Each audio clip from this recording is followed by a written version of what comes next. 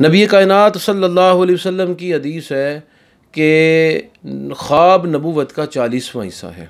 इसी तरह एक हदीस में नबी कायनात सल्लल्लाहु अलैहि वसल्लम ने इस बात की मज़ीद वजाहत फरमाई है। आप अलैहिस्सलातु व तस्लीम की यह हदीस सही बुखारी में 5 जगह पर मौजूद है।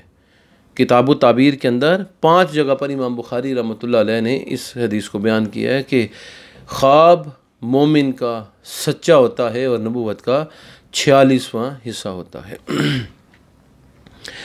रसूलुल्लाह सल्लल्लाहु अलैहि वसल्लम के इरशाद गिरामी है कि जो ख्वाब होता है मोमिन का, अच्छा ख्वाब जो होता है वो रब ताला की तरफ से होता है, और जो बुरा ख्वाब होता है वो शैतान की तरफ से होता है।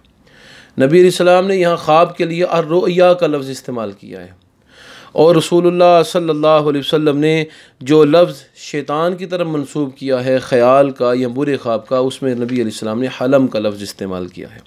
तो हुज़ूर ने फरमाया रुया तो रब ताला की तरफ से होती है, और जो हलम होता है वो शैतान की तरफ से होता है।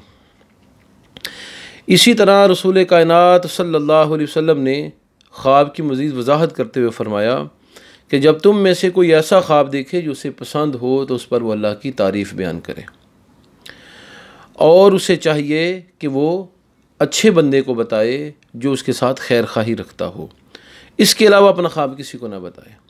और अगर कोई नापसंदीदा ख्वाब देखे तो उस ख्वाब से डरे नहीं, क्योंकि वो ख्वाब शैतान की तरफ से होता है। उसको चाहिए कि अपने बाहनी तरफ, अपने बाएं तरफ 3 मरतबा थुथकारे यानी थू थू करे और आऊज़ु बिल्लाहि मिनश शैतानिर रजीम के अल्फाज पढ़े, अल्लाह से पनाह तलब करे कि अल्लाह ताला इसे शैतान मरदूद से महफूज रखे। तो रसूलुल्लाह सल्लल्लाहु अलैहि वसल्लम फरमाते हैं जो बंदा इस तरह कर लेगा, ये शरीर ख्वाब उसे किसी किस्म का नुकसान नहीं पहुँचाएगा।